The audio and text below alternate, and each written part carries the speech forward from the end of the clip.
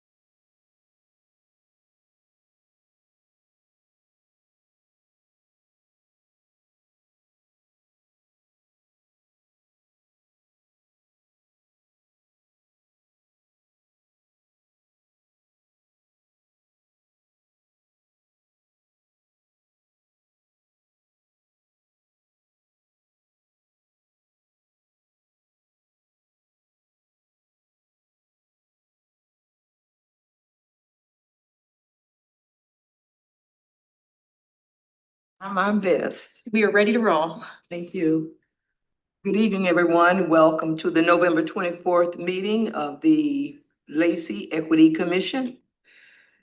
The first order of business is that of roll call, and by visibility, I see that in addition to myself, Vice Chair Jackson, we have Commissioner Brown, Commissioner Clay, Commissioner Garza, Commissioner Hedgewood online, and our Youth Commissioner, Michelle.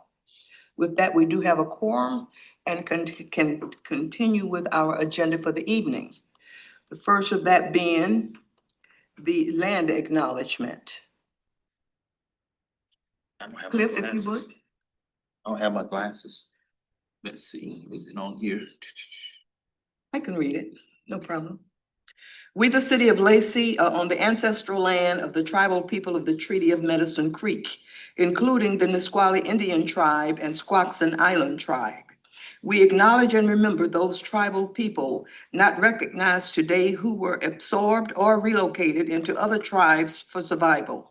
We recognize the ancestors and their descendants who are still here. We recognize and respect the tribal people of the Treaty of Medicine Creek as the traditional stewards of this land since time immemorial, and their role today in taking care of these lands in perpetuity. We recognize and have the responsibility to call attention to the histories of dispossession, forced removal, and abridged treaty rights that allowed our nation, state, and city to develop as they have today. We recommend that community members read the Medicine Creek Treaty of 1854. With that having been done, we now move into the approval of our agenda, previous meeting minutes, and consent items. Is there a motion? Make a motion, we approve the agenda, meeting minutes and the consent items. I second. Moved by Commissioner Clay, seconded by Commissioner Brown. Public comments. We have no persons. Sorry, Chair, Vice Chair, if we could actually get a call on approval of the agenda, you've got a That would first and a help. second. Yep. Yes, it's been moved and seconded. Any discussion? Those in favor say aye. Aye. Show of hands by John on the screen. Aye. Motion carries. Thank you. Public comment. We have no persons pre-registered to speak to us by Zoom. We have no written comments this time. And we have no one in the audience other than our guests for the evening. Then we move right on into our inspirational item, and that is by Commissioner Gaza this evening. Hey, also, I actually pulled this from a land acknowledgement, from an equity report that was done for, health equity, report for 2025 by Thurston County. And the first part is similar to most land acknowledgements, but the second part was really what caught my eye and kind of I've been marinating on. So I'm gonna go ahead and read it and we'll go from there. Thurston County wants to acknowledge and thank the indigenous Salish peoples whose elders and ancestors have lived and cared for the land and waterways of this county since time immemorial and who still inhabit the area today.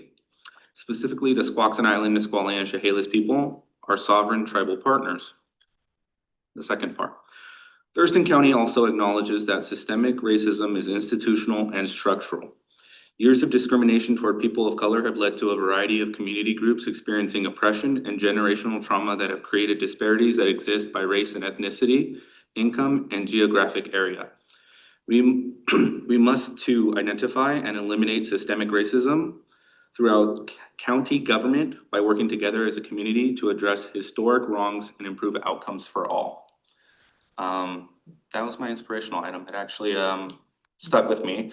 And I was really pleased to continue reading the report and see that they pulled a lot of stuff from the Alice report to substantiate the report for health inequity in the area and addressing health equity.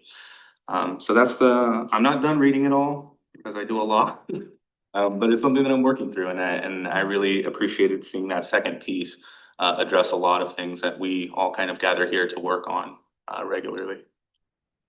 Good. Thank you. Our business items, 7A.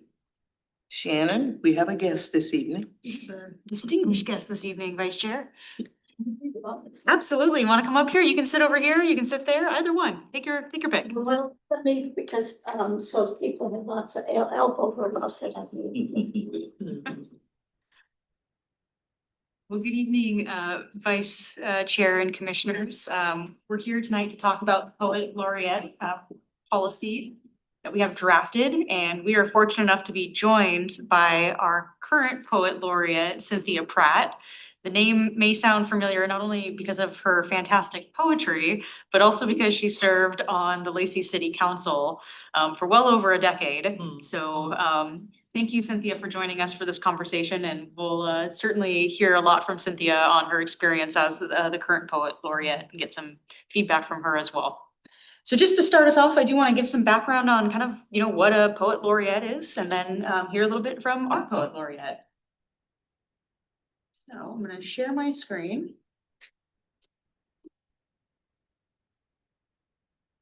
And I will say, we took the very similar presentation to the Lacey Youth Council last week, and they provided a lot of really good feedback. And so I'm going to highlight a couple of the things that they brought up that we've incorporated into the draft policy. So first of all, just to kind of set the background on, what the city does when it comes to art. So I know you all are very familiar, although we have some new members since we took a look at the art policy. But the Lacey City Council has a policies and procedure manual. And in that manual, which is basically, how they're going to operate, what are the rules, what are some of the programs they want to see, and what does that look like? They have a art policy, and I apologize, this is always in the most inconvenient place. Try to put it down there. And so it's section 10.03. And what you can see is it's really about how the city council goes about determining what type of public art they would like to see in the city of Lacey.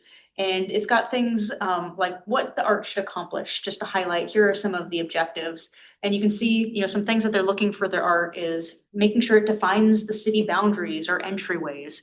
And I'm gonna argue that doesn't mean just physically, it can also mean by spoken word. It creates a sense of community, identity, and character, reflects Lacey's history, heritage, community values, culture, provides interactive opportunities for the general public, is pleasing and playful. I think that was an addition by our former deputy mayor to make sure that it was noted in there. It could enhance economic development and attract visitors, provide sustainable maintenance and operation costs, and create opportunities for civic engagement, and then evoke a sense of fun. And so these are, at least one of these elements, but it could have multiple of these elements of what the city council is looking for when it's looking at public art here in the city of Lacey. And the policy itself has a lot more in it, but I just wanted to highlight kind of the high level of some of the things that the council is looking for. I skipped too far ahead here. So public art has its own funding and it comes through a couple of different sources. So there was a resolution that was passed, that's 1,105, and that basically says every year the budget should include $1 per capita for public art. So just kind of roughly, we are a city of around over 60,000. And so, in the budget, it should include $60,000 for public art. In addition to that art funding source, there was an ordinance, and that is ordinance 1022, that also said that when you have large capital projects, you need to put in a 1/4% for art. So this is, something that needs to be visible and usable by the public if it's over $500,000. So there are some exceptions. It does not include streets and utility projects, but it does include things like new police stations and training centers.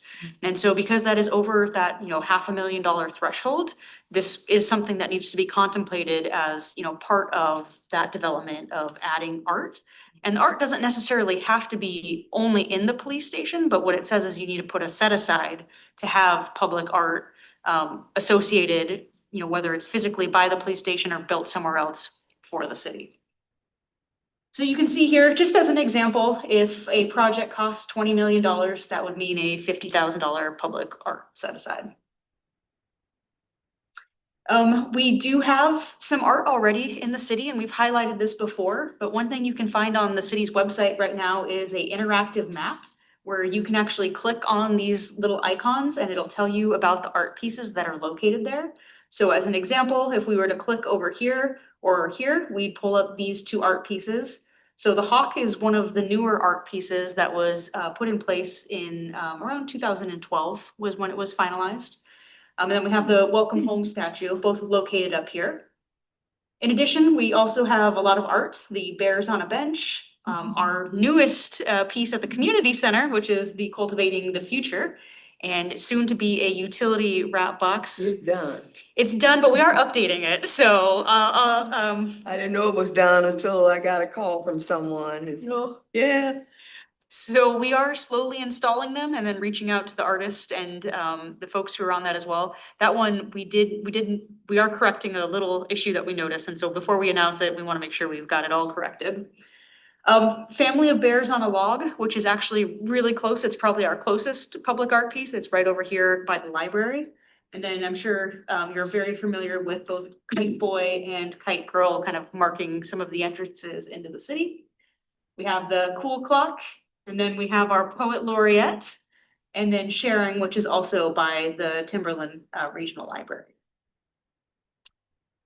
We do have, like I mentioned, some utility wraps that are gonna be installed here. We have our first full wrapped one right here. This is our Lacey Women's Club. And you can see, the young artists, this was a call to youth artists. So we had, I believe this person was in elementary school. They drew this fantastic rendition based off of what they heard about the Lacey Women's Club. In particular, that they played music and that they did food drives. And so they've incorporated it into this beautiful picture. And what we've done is we've kind of treated it like a wrapping paper and wrapped it around the utility box to show it off. And we are hoping to get 8 more done, including our Cultivating the Future, starring Nat and Thelma Jackson here. Finishing off the other 6 that we had selected previously, and then going out next year for another call to youth artists for the remainder of the utility wrap box concepts that we've identified, and then also start collecting some new names. We've already heard a couple of folks and people for consideration and for a 3rd round of utility box wraps. So what is a Poet Laureate? A Poet Laureate is a person chosen by either a governing body or an organization for their poetry achievements. They are often tasked with certain things and they can look very different depending on the program, but it comes down to poetry. So writing poetry, advocating for the literary arts, speaking poetry, engaging with the public with poetry, attending community events. And I have an example here of one recent poet laureate for the United States, and that is Amanda Gorman. And if you haven't seen The Hill We Climb, it is incredible. And it's included on this PowerPoint presentation, so you can go and click this link here. But with that, the city of Lacey has a poet laureate, and so I want to turn it over to our poet laureate, Cynthia Pratt, to talk a little bit about it. Okay, so I'm going to start from the beginning. So I retired from the council, and it was my day of recognition, you know how they do that.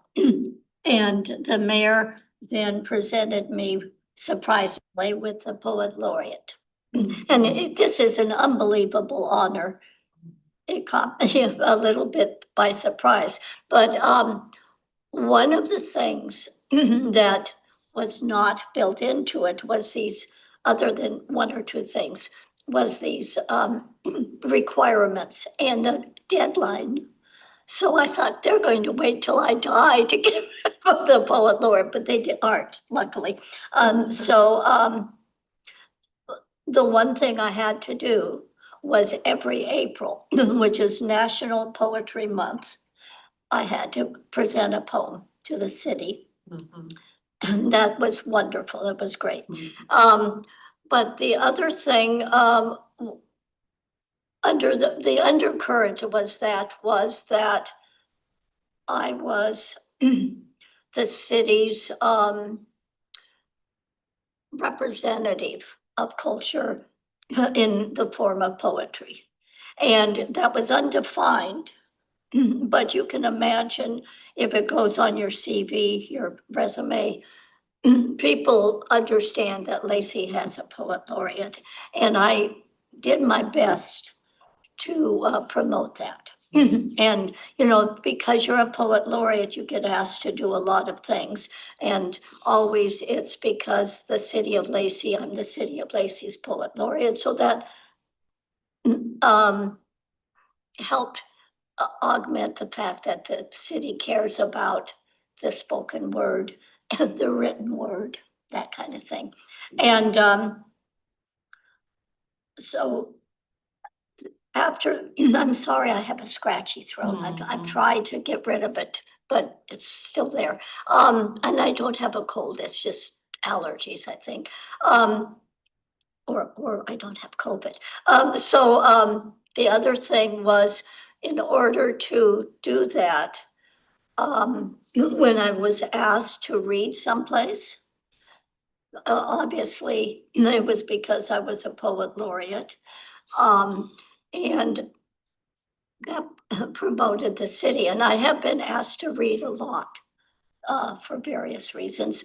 I have been asked by George Mitchell Middle School to teach a class in eco-poetry and literature. The two classes were combined, and loved doing that. The kids were a little nervous, and then they just went with it. It was great. So, and I tried to do something with North Thurston, but, and the woman at one of these events I was at said, the teacher said she wanted to do that, but she never contacted me again. So I did that. I have tried to set up readings, which the first reading with the state poet laureate, Rena Priest, and Ashley Bunch from the Olympia. And myself were going to read at St. Martin's, and it was all set up. Unfortunately, I ended up being quite ill and ended up in the hospital. So somebody else read my poems and introduced me as the poet laureate, but and it went over really big. I heard, I don't know, but they said so. And then I set it up, another one this summer, with Kathleen Bird, who was poet laureate at the time. Ocean is right now, but she was at the time. And that didn't work out quite so well because it was, I set it up for the museum, the train museum, the train depot. And I couldn't shut the doors and it was cold. There was problems, but we had a few people there, including Councilmember Cox. And so, and since then I have read with Kathleen at Panorama and talked about our Poet Laureate program and how it's changing if you approve it or recommend it. And which will set deadlines. It'll set a program that'll be more specific and stuff. So I think that covers almost everything. I have I presented 5 poems that will be up on our website that I recorded. And that was fun because I could talk about the fact that part of my unwritten responsibility is to educate people about poetry and what constitutes different forms of poetry or prose poems and that kind of thing. And I thought that was a good thing to be able to do. And I think that kind of winds it up. I could go on, because you're a poet, you could go on forever. Well, what I'm gonna do is actually play one of our poet laureates' poems and kind of set it up for a little exercise that we're gonna do as a group together. So the poem we're gonna hear our poet laureate perform is called My City.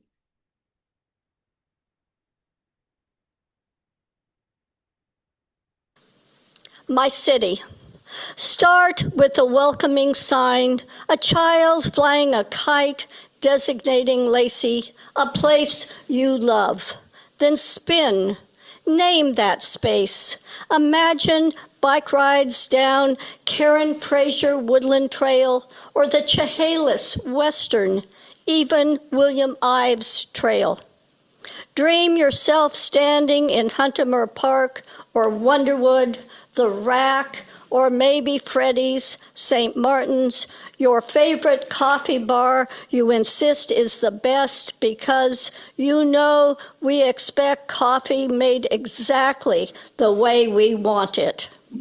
You could land on the coordinates of the best ethnic food around, a special nail salon, hair salon, cupcake bakery, and of course, your home improvement store with its clamps and bolts and 2x4s. Start here with your city, Lacey, a place you love.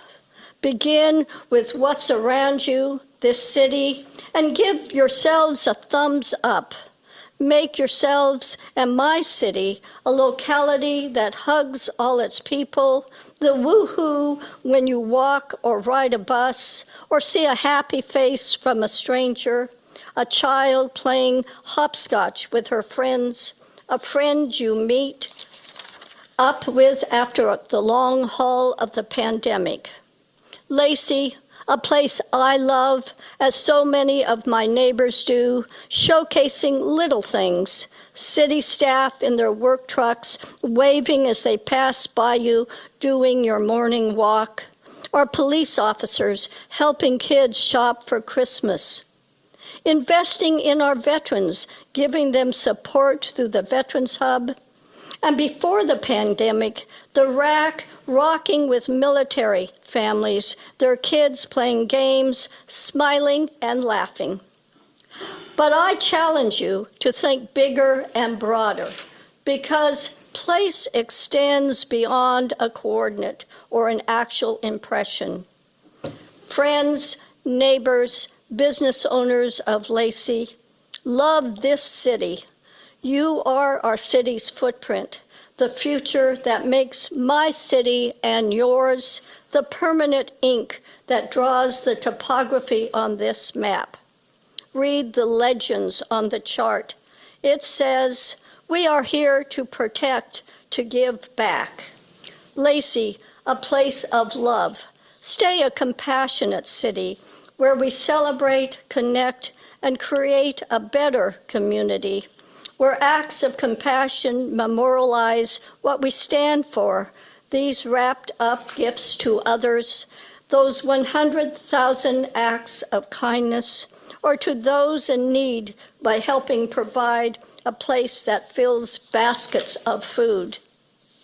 We are not an old city, but a proud city, a city that grows by providing hope to those that need hope, or services, roads, utilities, safety, but most of all, offering more than basics, a lifestyle that makes us whole, where we ourselves are the city, where we all offer to help us flourish into the unique place we all love, that remains and will remain the coordinates called my hometown.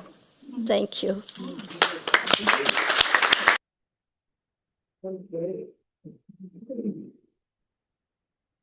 So, Turn it over to our deputy mayor. Make sure we said that. all right, so what we're gonna do is a little just kind of fun exercise. And we're gonna fill out this sheet of paper, and what it's gonna ask you are a couple of questions. It's gonna start off with your city, and then if you could write kind of how you would describe Lacey overall. And there's gonna be subsequent questions after that. So one, something you enjoy about Lacey. Two, something you'd like to see added or changed about Lacey. Three, your favorite place in Lacey and why. And then four, what you hope the future looks like and why. So if you could take a couple of minutes to fill this out, and it could be, you know, a couple of words, it could be a full sentence. Leave, I thought I was gonna go right. You may have to take that and do that.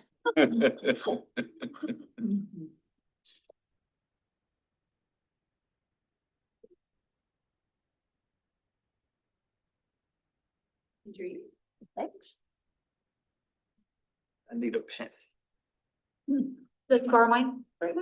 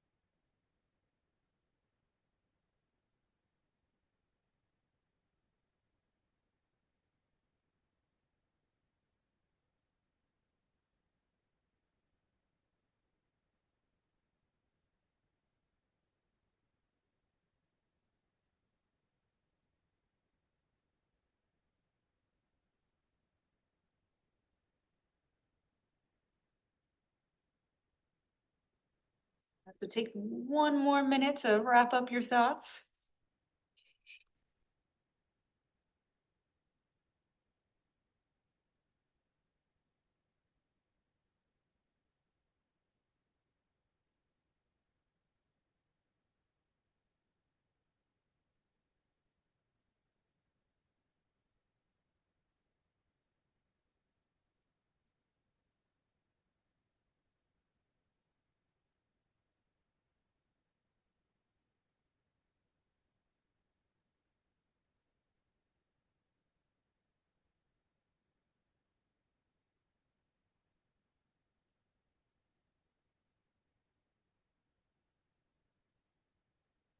All right, so what you're gonna do is you are going to work with a partner. And based off of the statements you've written on your pages, you're gonna work to create a, 6-line poem pulling from each of the elements of the questions that you have. So I'm gonna have two of you work together, the two of you to work together, and the two of you to work together. So take a couple minutes, go over your lists with each other and try to figure out, what may be a good spoken word. Okay, do you want to go first? So, for me, but the thing I like is the convenience of the shopping. It's like Yeah. whole area, Home Depot, coffee shop, Waco, all that stuff is so close. It's so. Interesting. What's the property? Yeah, right. 30 years ago. I had to go across to Oh, boy, I know that too. So that I really like that. You make quick runs and it. You have to get on the highway. Something like added. That's a nice one. That was so blind, but I was saying. Yeah. I said, oh, wanna have. And then. Goes along with it. One place we go is. Yeah. Having a neighborhood. Housing. Yeah. This Places. vacant spot there. So we had a conference center, and I'm Next saying to maybe. each other. Yeah. The beaches can touch. Yeah. So they're in hundreds. Yeah. Coming down. No yards. And if you had something that's. Say, 400 people. you can have Interesting. big And- farms and stuff. Huh? Now we have to make.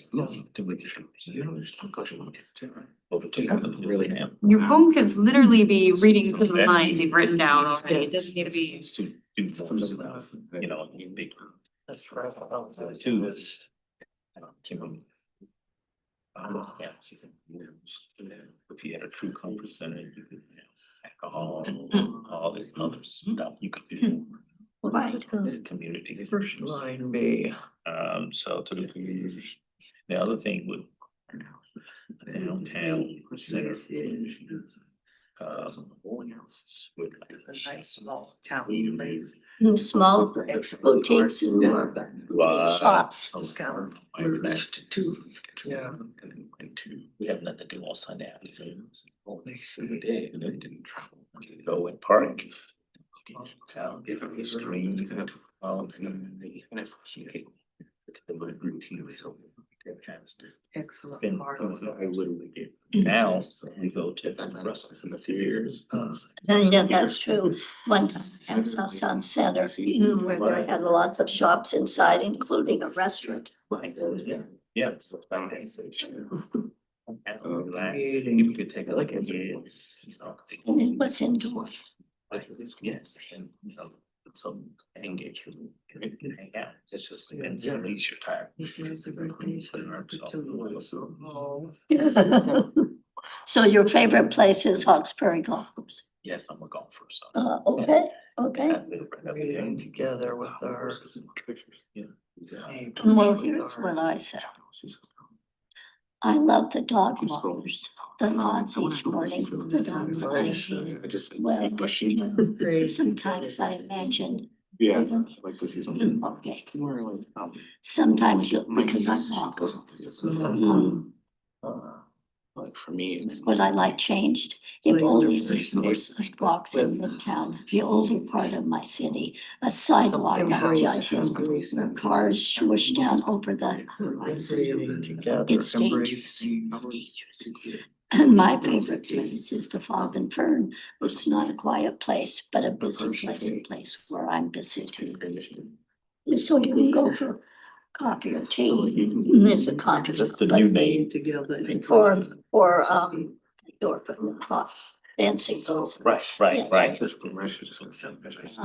And I go there all the time to write, but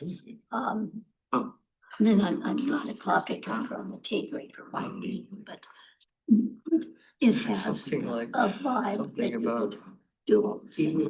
Yeah, And but I like to something. and Lacey grows into a place where we can still say hi to our neighbors. Because I think that's really important. We started out as a small place, and even though it can be a big place, I'm hoping that we still have that small town feel. Yeah, it still has that bedroom community feel to it. Yeah. Yeah. So let's, Farmers Mac. so let's scribble up We 6-line find- poem, so. We find our peace and So- quiet. So, In our Yeah, homes, homes and among neighbors. trees, in our Um, parks or something. Uh-huh. I.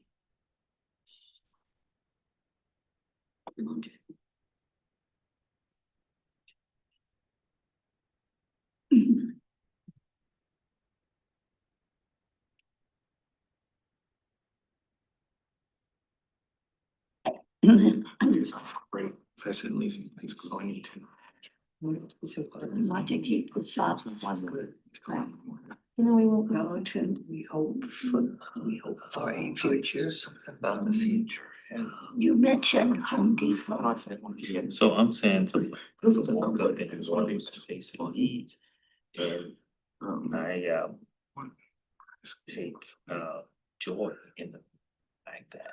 It's only Maintain the way. the small. Exactly. That The helps to closeness. start my day. Cut out. With those needs can be met. So, We, We might be Sure, able to this make is- that, we could wish. yeah, may we continue to develop character and community. to, we need to mention Home Depot because that adds specificity. Fog and Fern. Senior citizens are going crazy. How their place, Lacey, what's your place? A barber shop. 2 lines for that. Go to a barber shop. Up here.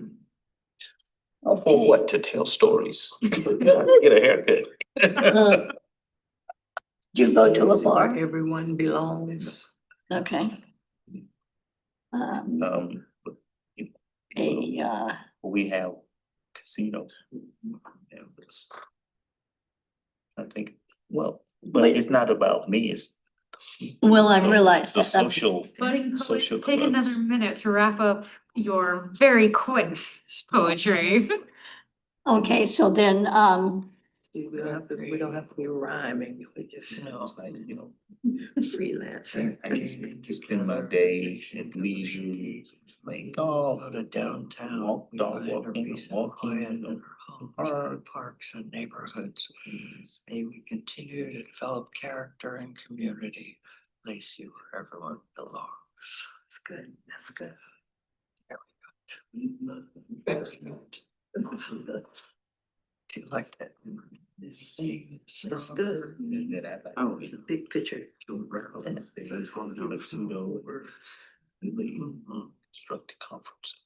yeah, we gotta somehow get that in. All those Town.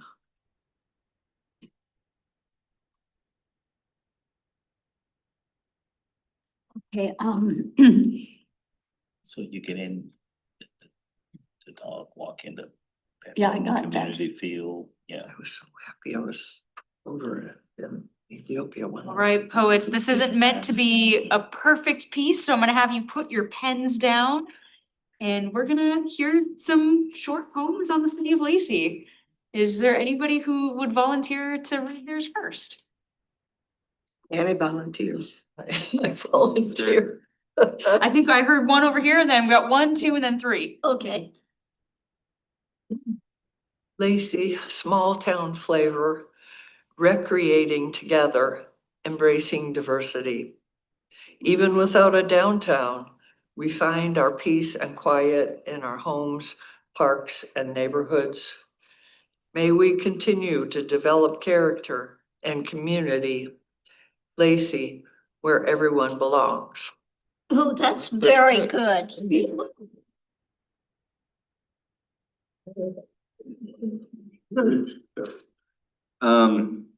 Mine's not that good. So we started with Lacey, a place growing in tune with nature and diversity. Growth reflecting the changing landscape from youth to adults. From coffee to restaurants and parks to public amenities or resources for holistic growth. Relocation of big businesses away from residences to promote community engagement. Kind of synthesizes both of ours. Sounds like it. Good. Okay, ours jumped around. Here in Lacey, I want to keep the shops I go to, the closeness, a short time to get to Home Depot, Fog and Fern, a social place. Why do we don't have sidewalks everywhere? I don't know. I like the dog walkers, but they need sidewalks. Oh, and a conference center will do. Well, thank you all. These were great little poems put together. I also hope you learned a little bit more about one of your commissioners through the conversations about, what they wanted to see, what they liked.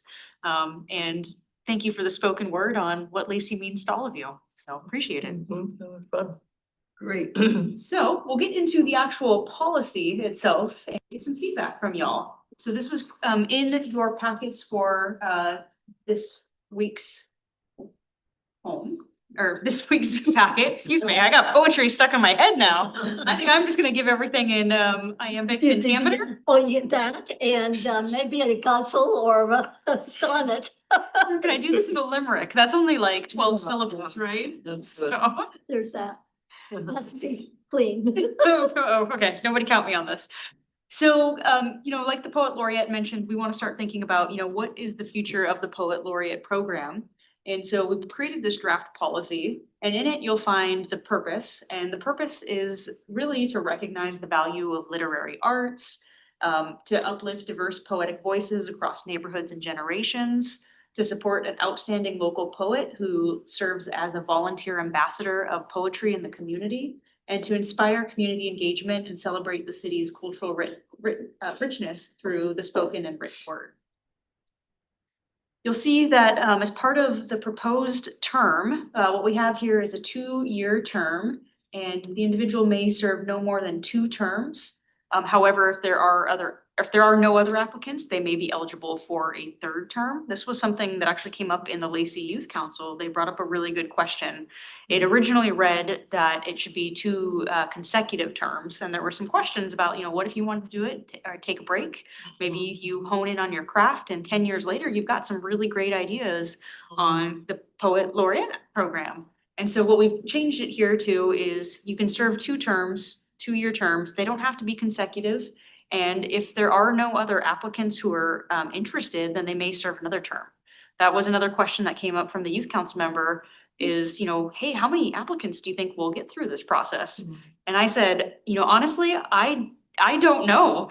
I know that. There are poets in Lacey, but Yeah. whether they apply, I don't know. And that was my response was, I know the poet laureate is involved in a lot of poetry groups, and so there are likely people in the community, but the point was raised of, not everybody necessarily wants to be a poet laureate. Some people just want to go to readings and read their poems and enjoy their poems in the way that they want to.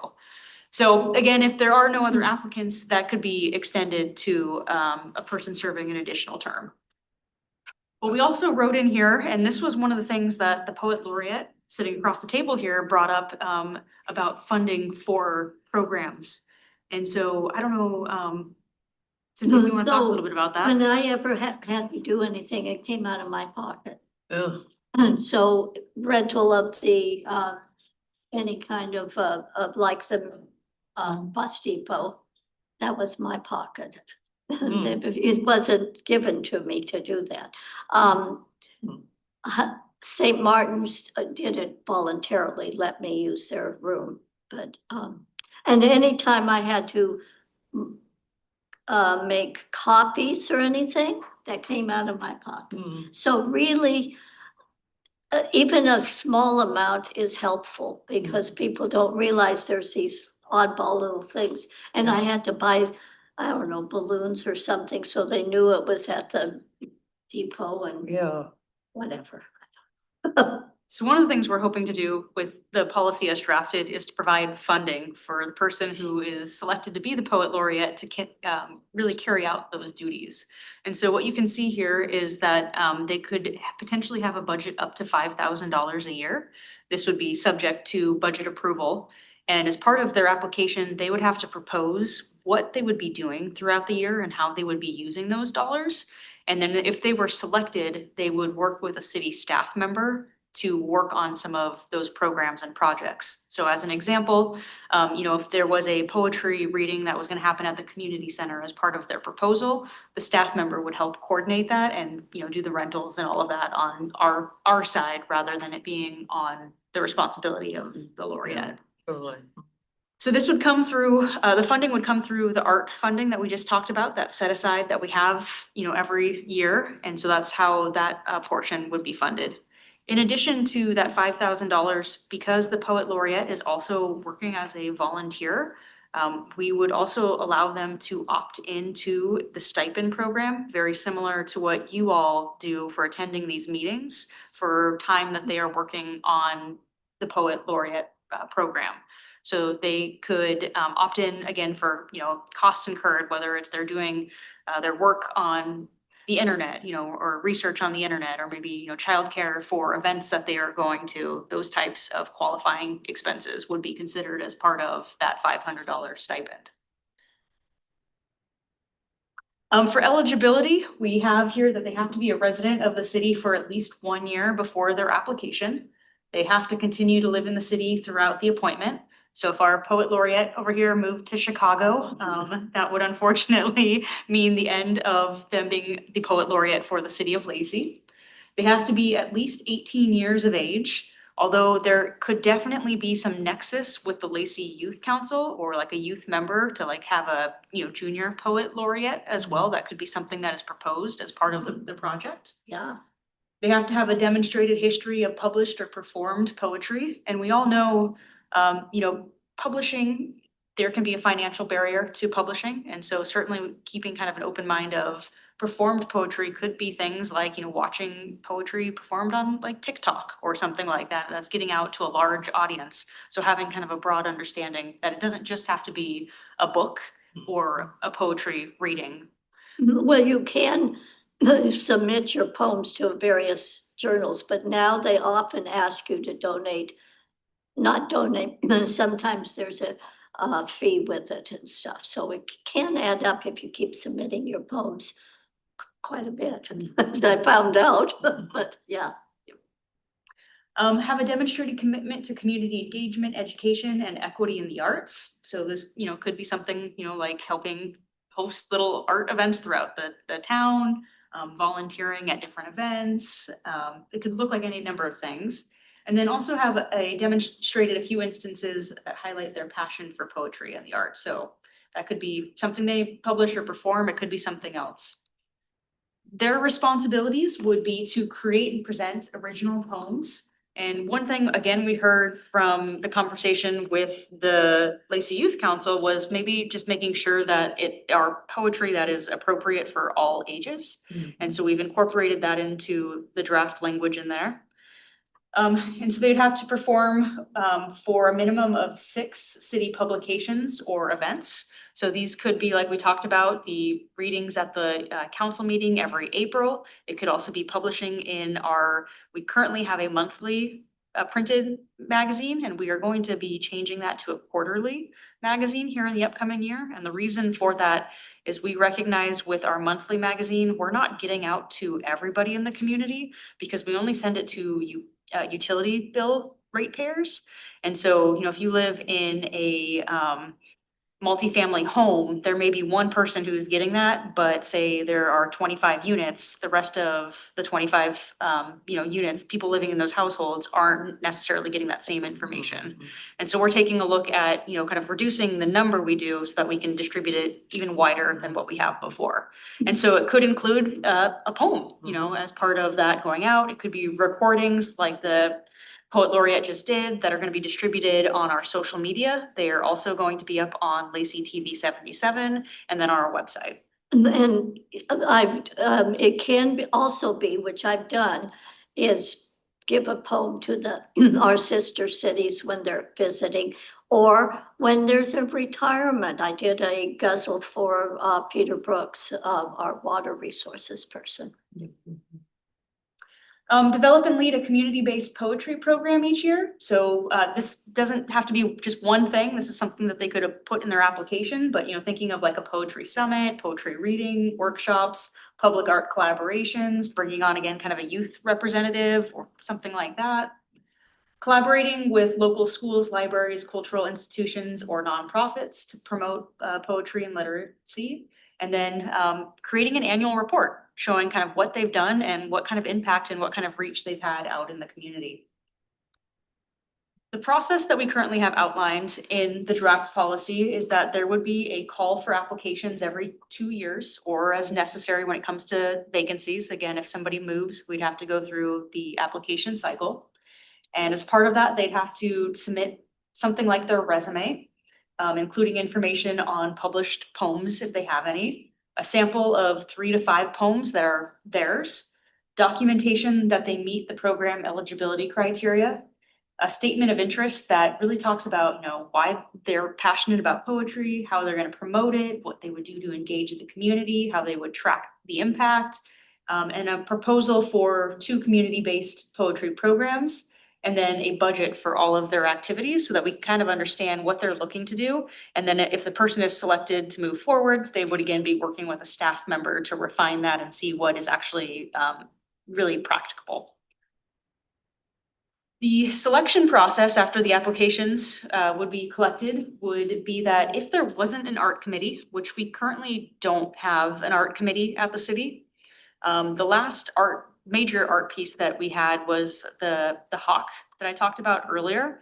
And what the city did at that time was they put together an ad hoc group. So as they were looking for an art piece, they selected a few community members and a few council members to serve on a committee to go through art, make a selection recommendation, and then the full city council approved that. As we're looking to potentially grow and develop and expand our art program, it could look different in the future, where maybe the council decides at a certain point that an art committee would make sense if they're doing a lot of placement and review. So right now, though, we don't have one. And so the recommendation would be that the city would select an advisory board that would get to review the applications. So as an example, it could be the Commission on Equity. It could be the Commission on Equity and the Youth Council maybe do a joint review of applications to make a selection. It could be, the Parks, Culture, and Recreation Board.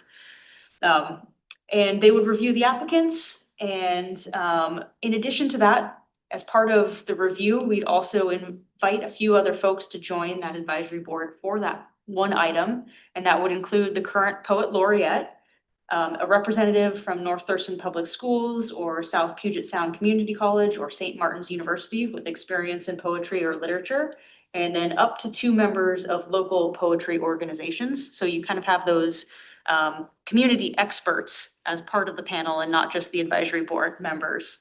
Do we have local poetry organizations? We, in Thurston County, I'm been on a 35-year anniversary of the Olympian Poetry Network. It is for Thurston County, plus it even kind of extends around the other counties. So yes, we do.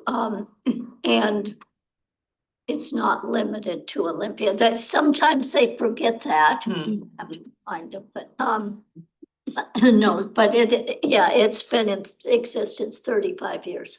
So.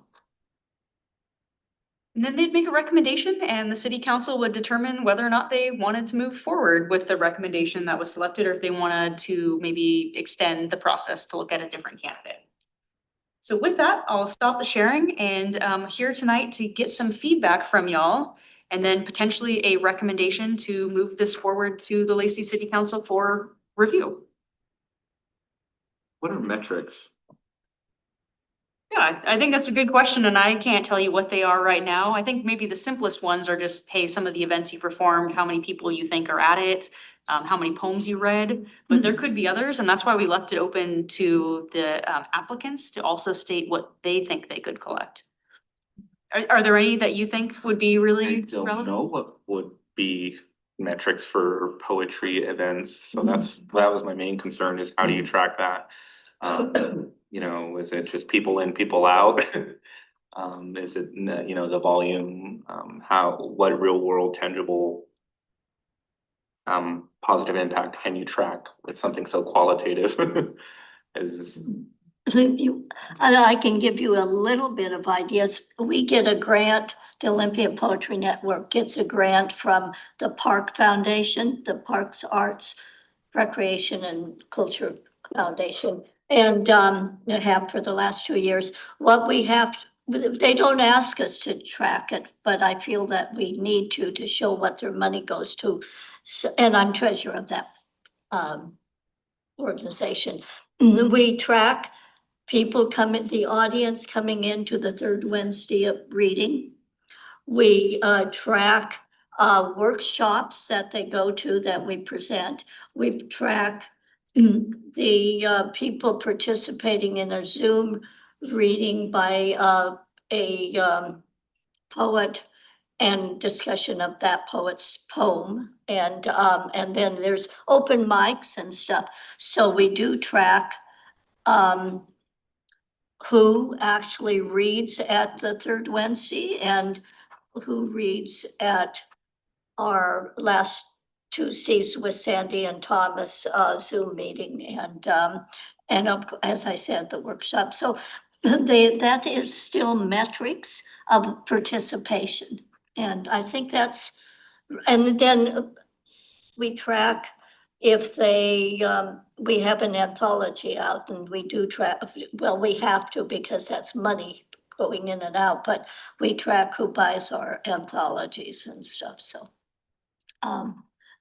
I don't know if you need more than that, but it's still. Well, I would say because we are an equity commission, the demographics, I think. will be important Yes, to and the- that's extremely important, and that is one thing we don't necessarily put a statistics down, but we do try to say, okay, we need more diverse people as the sponsored reader and things like that, because well, Thurston County is, and particularly Lacey is the most diverse city in Thurston County, so. But you're right, but that needs to actually be recorded and we have not done that. Yeah, and the age would be important too. So we have Age and younger- disability, Right, all of those. yeah. And some of it can be a visual versus asking. Yeah, well, yeah, except if you needed to tell somebody, it's helpful to have it down on paper, like Ocean, who's the poet laureate in Olympia now, he's actually in a wheelchair. Does Thurston County, I mean, does North Thurston, do any of the schools have a poet laureate? Because I remember at one point, a number of years ago, Naomi Shihab-Nye was the poet laureate for the school, in the schools. Was that a one-time thing or do we? Yes, yeah, it doesn't extend usually. I don't remember her being in this county is in the school. She did a presentation with some kids who Oh, read their poems and stuff. It was. Oh, well, she's amazing. unbelievably Oh, yeah. wonderful. I She's mean, wonderful. takes your breath away. So, if, she, I wouldn't be surprised if that wasn't a national thing that she did and that was brought into the schools for that, but I don't know that. I don't regularly have one.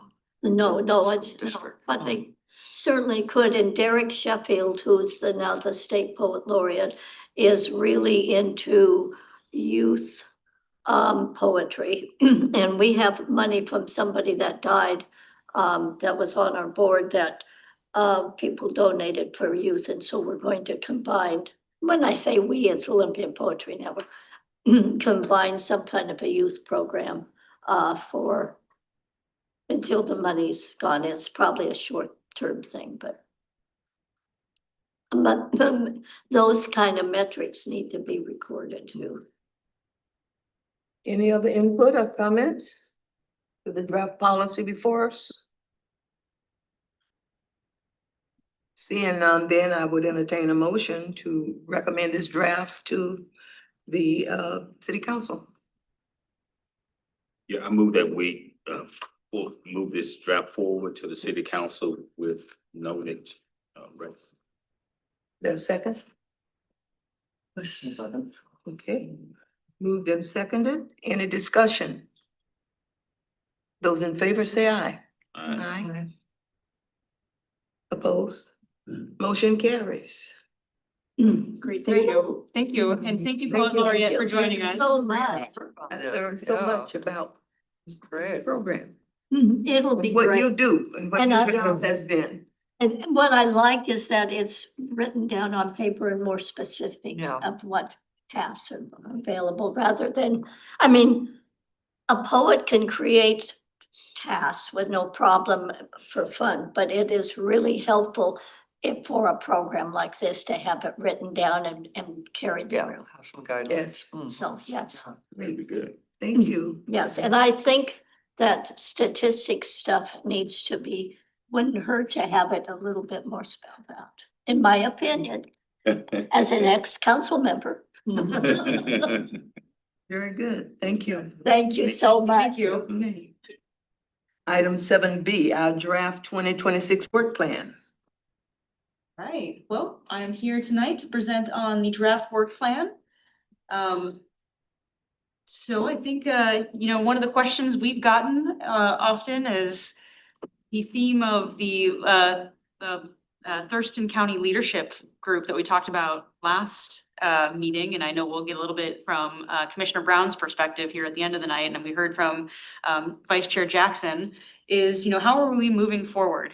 And, I made the statement that one of the key messages we had was that the key to movement is the refusal to stand still. Mhm. And that often to be able to do that, you have to be very intentional. And so we talked about, having to be able to stretch and be intentional with your actions. So that way you can really open up your stride and make the most out of limited energy to log it and track it. We talked about metrics in the last presentation and be accountable to what we're doing. And then to take a look at all of that at the end of the day and, figure out, hey, do we need to stretch differently? Do we need to try, striding a little bit differently, but ultimately kind of repeating with the lessons that we've learned over the last couple of years. And so that's kind of what we're doing here tonight, is we've kind of gone through this process over the last couple of months. So I'm not gonna belabor this too long because we talked about this at the last meeting. You all have been very busy over the last couple of years. No. Bye, everyone. Goodbye. Working on things from like the strategic plan, just a, small lift. I mean, that was a really big, heavy lift. To the equity map, to, even the poetry program here recently, to the DEIB summit, to community forums, language access plans, planning events with community partners with Juneteenth, working on like policies like the park sponsorship policy with the Parks Culture and Recreation Board. So you all have been striding a lot over the last couple of years. And what we held here recently was a retreat so that we could do some stretching and take a look at, what did we log and how do we want to move forward in the future? So on September 6th, we held the retreat. Part of it was networking and connecting. And then the second part was really going to be focusing on reflection, visioning, and moving forward. We had to really do that lift at our last October council meeting, or commission meeting, where we did a strengths, opportunities, aspirations, and results exercise. And basically, this was an opportunity for you all to think about how has the last, couple of years gone, or maybe just, 9, 10 months? What does that look like, and what can we do in the future within the framework of our goals with our diversity, equity, inclusion, and belonging strategic plan, our strategies, and our benchmarks? What could that look like?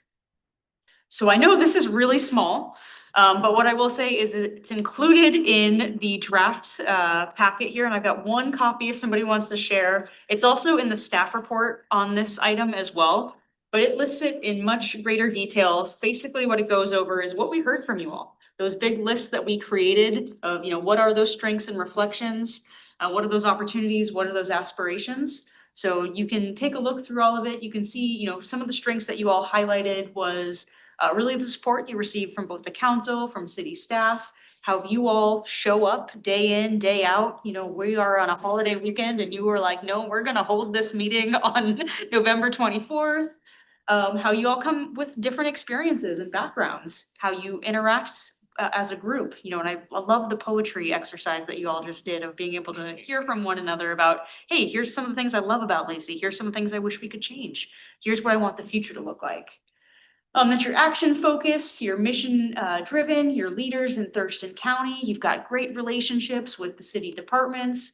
You learn from your experiences. It's not like, hey, we do something one way and only do it that way. You've got a growth mindset, you're embracing technology, very visible in the community with all of the events and forums and summits. You've developed partnerships and you've gotten results and you've been vocal about it, and you're supporting youth and youth voices. As some of the opportunities you've identified is, wanting to connect with some of the new council members that are coming on, leading the way, continuing to lead the way with regional advisory boards, continuing to move forward, recognizing that equity work is now more crucial than ever, and it's gotta be challenging ahead. That we need to do more community engagement and avoid duplication. Really have recognition for some of the programs that you all have worked really hard to set up, like the Human Services Grant Program. Continue to meet with your regional partners, inform systems, focus on inequities, focus on education opportunities, hear more about some of the outcomes of the employee survey, expand equity discussion into other community elements such as education, health, and housing, and then to really leverage the equity map that we've created. And one of the things that I heard from you all was maybe taking a year to focus on neighborhood groups for some of the community forums coming up. For aspirations over here, we have quarterly regional advisory board meetings. Hopefully, seeing something happen with Juneteenth this year. Looking at mentorship programs, whether it's youth, whether it's other advisory boards, whether it's regional advisory boards, city staff, having some sort of newsletter, doing more community outreach, having the equity map used, some staff training plan review, work culture, engage with those with limited digital access, sidewalks, which we heard in some of the poetry come up as well. Transportation, looking at that, continuing to work on the community connectivity tool, explaining the complexity of systems and changes, and then also reviewing the 2025 report and seeing what are the metrics, what are the impacts, what are the results. And so that's a great segue into results. One of the things we heard is hey, we've identified in the strategic plan what our benchmarks are. So let's line them up. Let's take a look at what we're doing and are they being met? Working to create new results and new pathways. Actions are being done, visible changes starting to occur, increased engagement, celebrating small wins, being asked to participate in things, departments wanting to come here.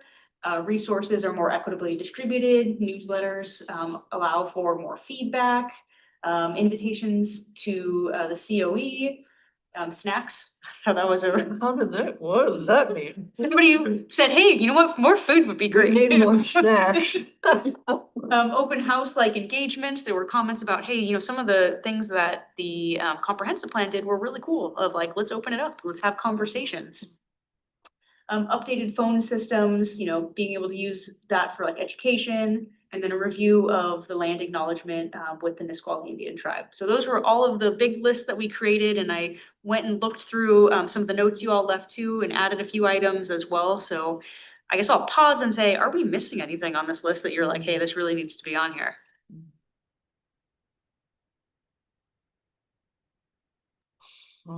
We want to advocate for a downtown. And I, That's an aspiration. we can throw that on there, and I know, that's something that this city has been working really hard For on, years. right? And Yeah, it's growing and just expanding in every direction, but we still don't have a Right. defined downtown. And I know the effort's underway. There's a whole bunch of earth being torn up over there by Ebony and Ivory now. I don't know what it is, but something that we can anchor as we continue to grow and expand, thinking in terms of 10, 15, 20 years from now. City of Lacey, where's your downtown? Where's your core? You know, and I know there's been some efforts and starts and stops, but we can continue to aspire for a downtown core. yeah, and I think the mindset you have of the time frame, those are great, Yeah. recognizing it's not gonna happen No, overnight. not o- And that work has been, going on since Since I've been before the here. nineties Yeah. too, right? And so we're seeing some of those efforts that were happening in the nineties actually coming to fruition now. So you mentioned some of the earth turning, around kind of the Woodland Square loop over there. You're seeing a lot more, housing and multi-purpose buildings coming to this area of Midtown.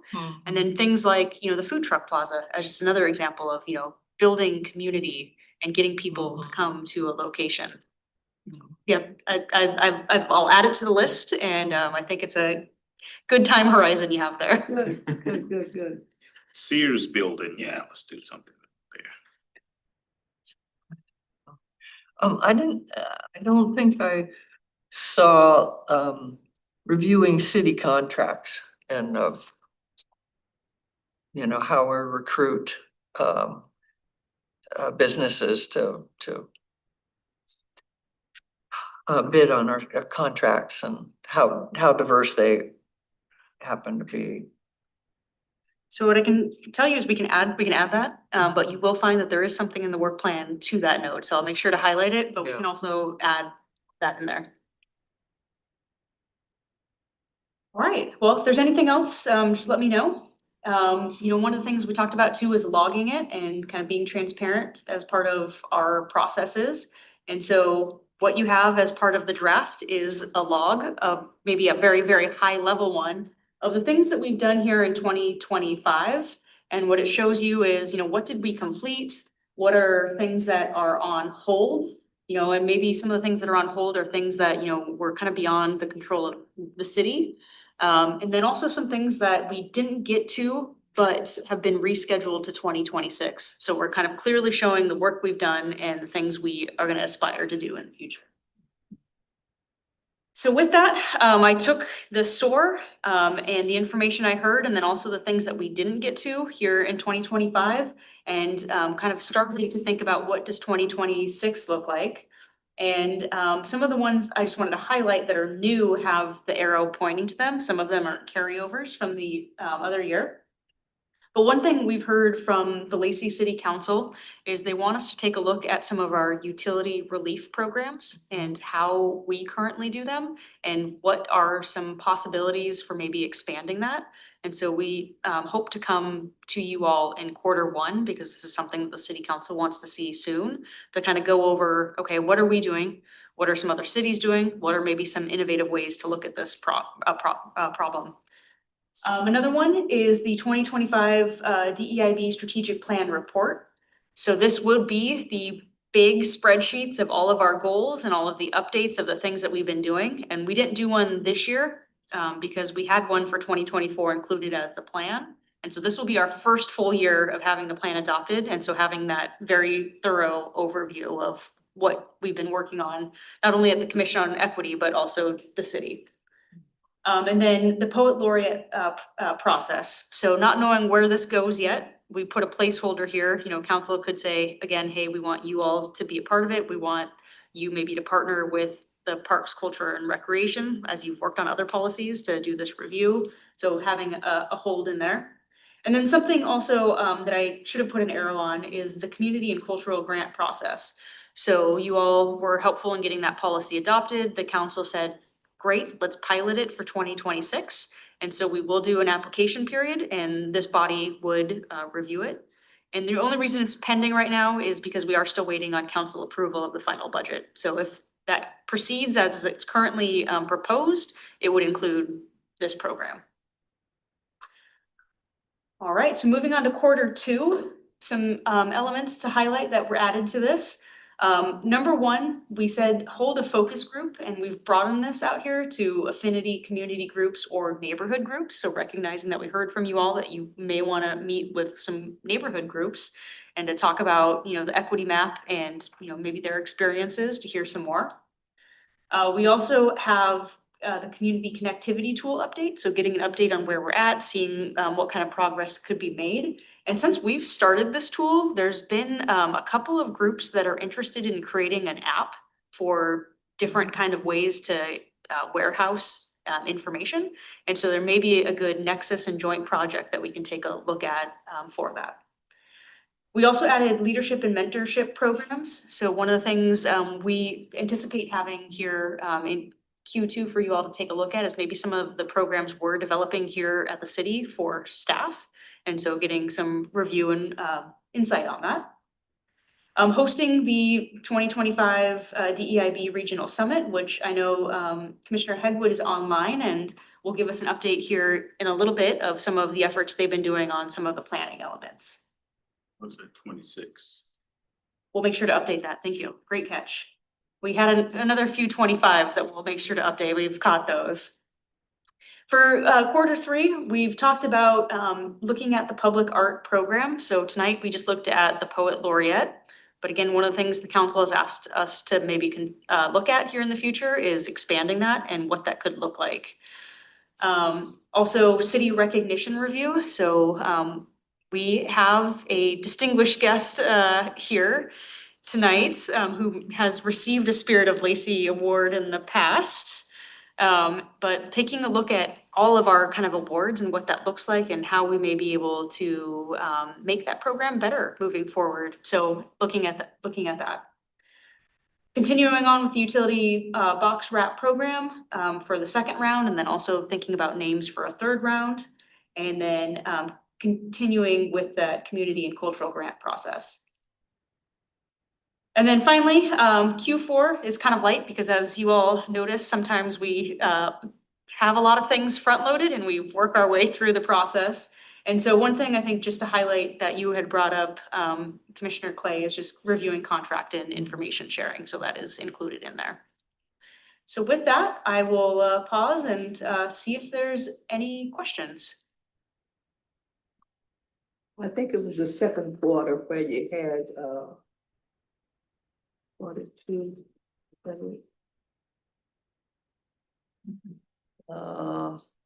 leadership mentorship program review.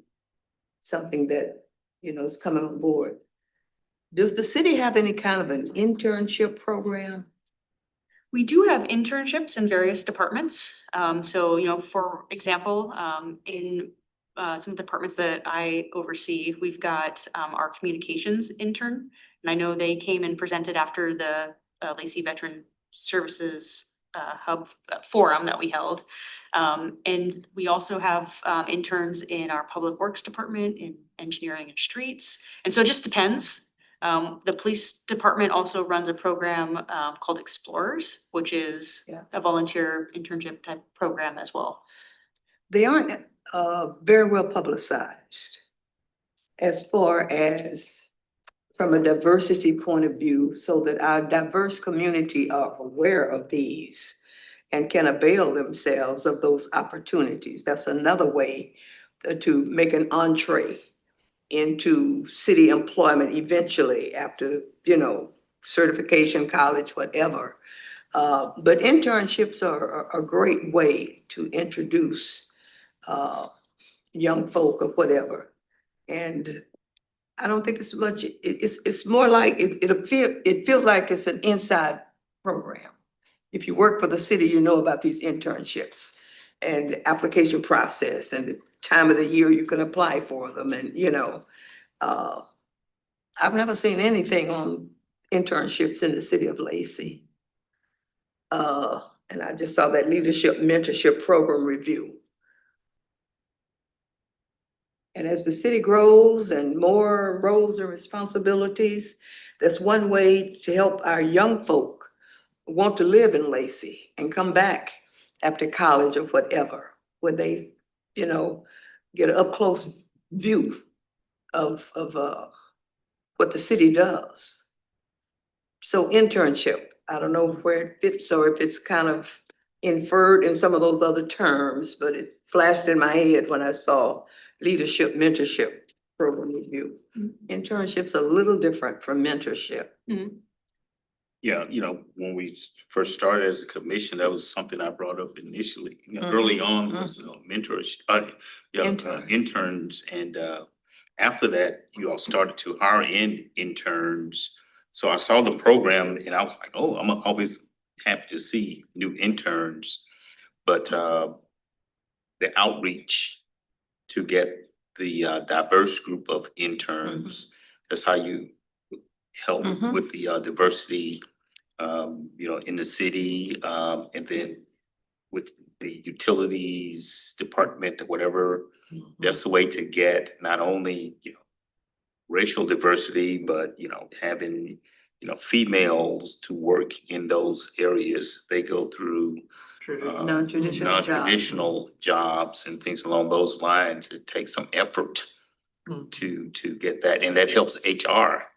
If you're doing that, and HR just develop a program for that outreach, so you get the interns, a diverse group of interns. Because we know in the city, there needs to be a little more balance in who's in management, who's in the public works, and yeah, we need more balance than what we've got. It could be a feeder line potentially to help that along. And that's the whole purpose, is to grow, bring them in young and have them Grow your- consider a career, with the city of Lacey in various areas. So want to learn about, city government and an opportunity to work on the inside and learn more. So that mentoring piece you could talk about, if they could learn how the city council works. And all the processes for local government and how it unfolds. And maybe that's something, a little piece of education, that when we do our neighborhood forums, that we could be bringing that along with, this is what commission does, what do you need? Add a little something about how the city works and how HR works. Yeah, and how they can participate, How to get involved. local government. As a start, to identify the ones you say are already out there ongoing, how does one apply? What's the application season? That kind of thing, to just write up what is and then grow it from there. Cause I think it's probably more going on than people realize. Yeah, absolutely. And, I think the first touch point that the commission will get with that is in the work review that we'll do for 2025, because that is one of the benchmarks that we have in there. And so that'll provide an update. But I think we can also expand what we have here in Q2 as well, to get a overview on internships and the application process at the city, is what I've heard. So we can work on integrating that. Also, something that I didn't see is, we've asked in the past to do some review of the city training plans and what, I think there was something about Staff. Diversity. yeah, I'm thinking Staff. about staff, city staff training. Yeah, there was some diversity training that was done this year, right? What are they being trained on? Can we see some of the curriculum? I think there was something about leadership training in here, but Yeah. It's the one we just passed, leadership, mentorship training or something. something. Program review, but I know, Commissioner, you have asked for that in the past, and we can certainly take a look at putting something in there too. I know our, human resources department and our equity and inclusion program manager are working on Yeah. a kind of comprehensive plan, so that could be something that we're Uh-huh. at a later date. But I think right now they're still in working on it, so. Yeah, yep. okay, well, Yeah, that was to have happened the second quarter of this year. The leadership mentorship program review, so.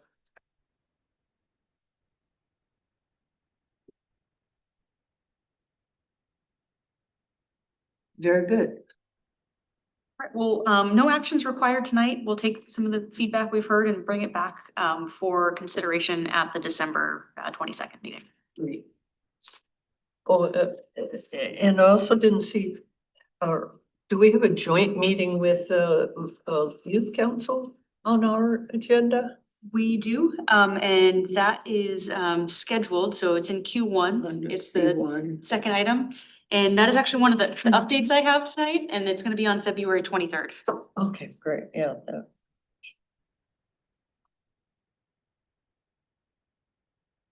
Commissioner reports. Leadership Thurston County presentations. Cliff? So Shannon and I did make a presentation with the leadership Thurston County, and I thought it was very timely, that event. And we were there, I guess it was day 2 in the afternoon. And they had it, so these were related areas and topics. So we had like Washington State Employees Credit Union talked about their DEI program and other things, and then kind of rolled into what we were gonna talk about with diversity and equity and inclusion. So it was very timely and well put together. So Shannon has covered the areas that we did in the slideshow with the group, and they were very receptive. They were very attentive, and there was like some reactions, especially the slide on all of the things that we've done. Yeah, they see that we're actually working and that there are really, there are concrete things that we have done and that are being accomplished. And I think they were intrigued by, the positive relationship we have with the city staff and the council and the support that they provide. I think they were wondering like, how do you do that? You're supposed to fight with the city council, you're supposed to fight with the staff, but us working collaboratively, I think they were impressed with that piece. And then when we got down to the strategic plan and talked about, taking 3 years to do a strategic plan and how we actually have responsibilities and we have measurements. So I think they were very, very intrigued with that. It's like, you guys have really laid out, a strong plan and with measurements. And that's the thing that's oftentimes like, can you do a strategic plan and you file it away? But here we're gonna be, it's a living document that's gonna be ongoing in 26. By us getting the 25 updates, we can see where progress is being made and we can see where the challenges are. And then we can build, strategy on how to get those addressed. So I think they were very, very impressed with what Lacey is doing. So it was a good event, I thought. Any questions? I would just comment that I had presented in the morning and I touched upon the strategic plan and, what a labor of love that had been. And there was a lot of interaction and questions about that, given the makeup of the class and the roles and responsibilities that people had on those jobs. And it was obvious to me that just the term strategic plan, the body language shifted and, and so to talk about performance indicators and, the way we built in a status in progress, completed, underway, they were really, really taken back. I said, but you'll hear more about that this afternoon when Cliff and Shannon come. So they have been primed pretty good for us. They want to see, how do you actually do that? You know? Will the city cooperate with you guys? Yeah. But that shows back to the point there on us being leaders in Thurston County, and it's pretty clear that, you know, Lacey is the leader in so many areas. The other item under Commissioner reports, we had diversity, equity, inclusion, and the summit planning update. John, are you still there? Looks like Commissioner Hegwood is dropped. not here currently. Okay. I do just, because Commissioner Hegwood is not here, have a brief update, as I know they've started their planning and they're doing their outreach and they've got some committees. And I know they're very interested in engaging youth voices. And so, Michelle, I'm gonna send you some more information, but they're looking potentially for maybe some help and assistance from youth and the Youth Council. They are currently still working with Kieran, who was our youth representative last year, but they're looking to expand that some more. And what was that date they had come up with?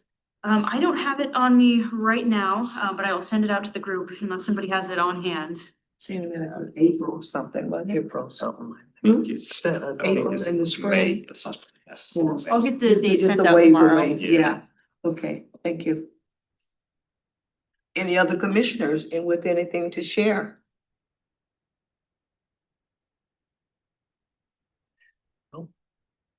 Okay, then our director's report. All right, well, I have a couple of items and then a few that aren't listed here. So I'll start off with the North Thurston Public School Board and City Council joint meeting that was held 2 weeks ago over at the North Thurston Public School Administrative Building. It was, you know, an open public meeting for people to attend.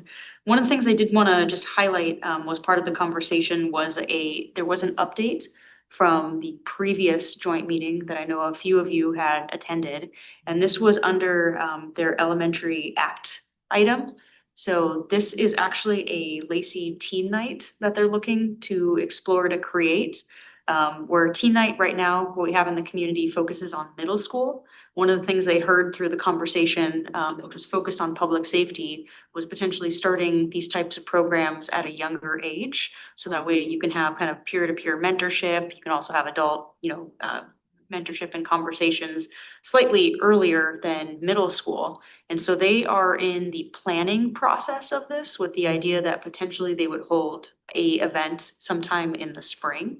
And so as they get a little bit further along in the process, they can get our parks department to come in and provide a little bit of an update. But North Thurston Public Schools is really taking the lead on, the planning and the programming. For our existing teen activity nights, this is the Lacey Teen Nights. They have 8 of these over the school year, and typically they get anywhere from 400, 450 students that participate.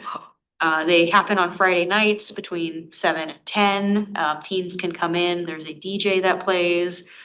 There is some, inflatable things that they can jump around and play with. There's video games, there's karaoke, there's contests, there's games. And then there's kind of like the peer-to-peer kind of conversations and mentorship and conversations and discussion. My grandson attended a couple of those when he was in high school. Have you been to Teen Night? No, I didn't know that was. That was a thing, yeah. Those have been really popular over the years. I remember, 30 years ago when first started those middle school dances or whatever they were doing, they were a hit. But it was always a problem of adequate adult supervision, chaperoning, but the kids really looked forward to it, a 11, 12, 13-year-old, on a Friday night, it was their thing, and pile into those schools. And then I didn't hear much about them for a while. Now it sounds like they're resurfacing. We can definitely get an update and get kind of a deeper dive into, what happens and what that looks like. And I know, again, they seem very popular with 400 youth involved. The busy night that I went to was Kabachin, guess it was middle school, and to drop my grandson off and pick up, we had that duty that night, but it was like lines of traffic. Oh, yeah. People, Yeah. kids everywhere. And is it jointly held with public school and City of Lacey, or it just happens to happen in Lacey? So, yeah, my understanding is, we play a role in kind of the planning and staffing and, but it is jointly with North Thurston. And there's also other parties that are involved, so like the Boys and Girls Club as an example. So we can get a more robust kind of overview, but, it takes lots of partners to hold these events. Yeah, great. Great. The other thing we talked about just really briefly is we got an update on some of the construction projects going on. So including what we call the Young Child and Family Center out Yes. in what was Bucknell Field by the RAC. And so they've updated that to what is the LEAF is what they're calling it. So the Lacey Education and Family Center. So the LEAF. So if you hear the LEAF being talked about, that is what that center is going to be named moving forward. So they provided an update on kind of where they are in the design and they're gonna be starting to pull permits for the project here shortly. So it was kind of a nice overview of what that's gonna look like. So the funding came through for that? So not for the city's portion, that was something that was potentially contemplated as part of the Metropolitan Park Right, District. right. But the school has funding for their portion through the Right. bond. So they're gonna start their portion of the facility, which includes the youth library through the Timberland Library.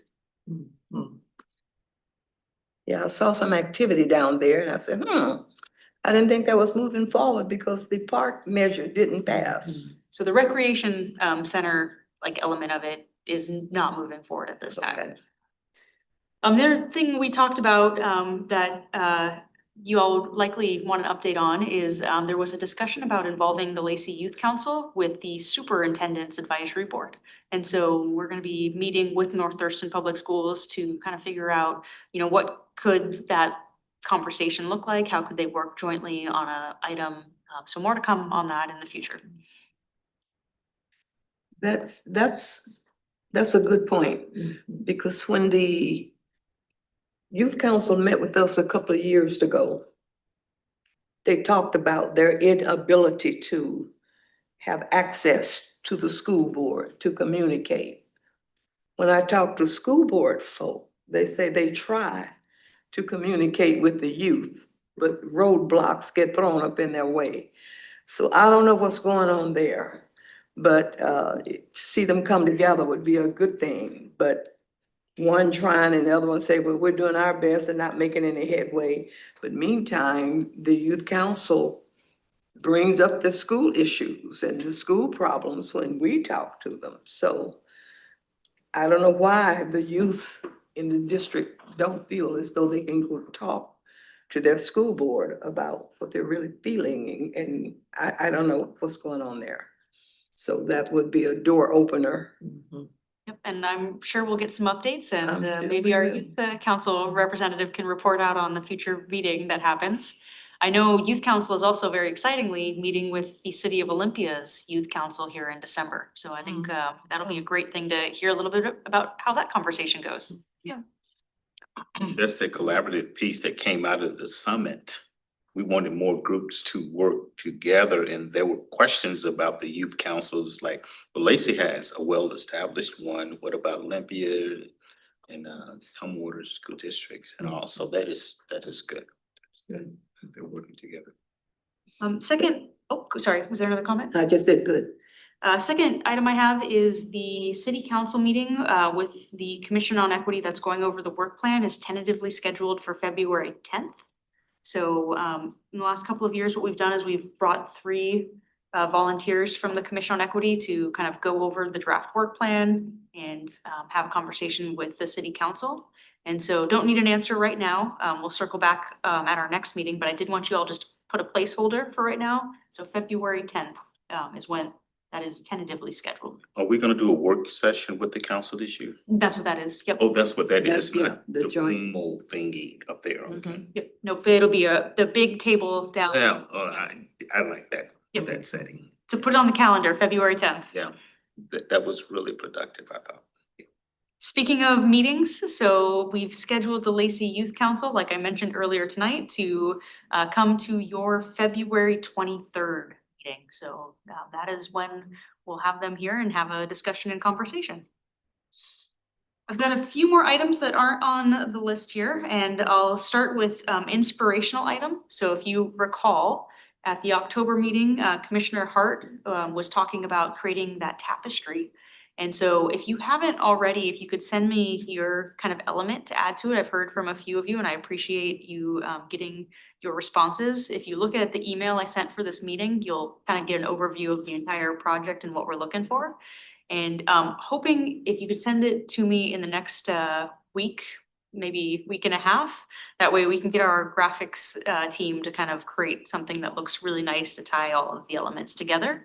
And then we'll kind of summarize all of that during the inspirational item for December. So I don't need a volunteer. Commissioner Hart will be the inspirational item for December. Another item I have, which I know has been a long time coming, is we've got a little bit of swag for our outreach and engagement. And so I've got some for you all to take with you. So you can take 2 of these. So what these are little drink. So your Coca-Cola koozies, a can fits in here, maybe your bubbly water. And it says, everyone belongs here at the city of Lacey. In addition to that, we have some notepads. So again, everybody can take a notepad, which says the same thing. And then finally, I know Commissioner Clay has asked about this time and time again. So we've got some stickers. So you can take 2 of these for right now, and we'll have these at our future engagement events. Great. And Vice Chair, that is everything I have tonight. Thank you. Seeing no other items to come before the commission, then we stand adjourned at 7:12.